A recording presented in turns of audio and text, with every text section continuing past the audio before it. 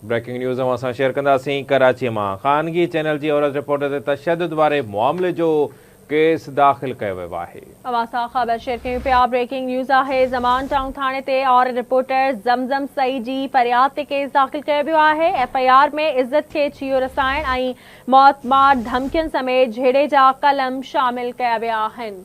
ख़बर शेयर कयूं पिया। कराची में ख़ानगी चैनल की औरत रिपोर्टर ते तशद्दुद वारो मामलो। ज़मान टाउन थाने ते औरत रिपोर्टर ज़मज़म सईद जी फरियाद ते केस दाख़िल किया वियो आहे।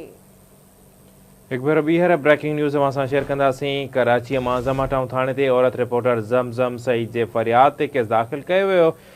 FIR में इज़्ज़त के छियो रसाइण ऐं मौतमार धमकियुनि समेत झेड़े जा कलम शामिल किया विया आहिनि। ब्रेकिंग न्यूज़ नाज़रीन असां शेयर कंदासीं। ज़मा टाउन थाने ते औरत रिपोर्टर ज़मज़म सईद जी फरियाद ते केस दाख़िल किया वियो।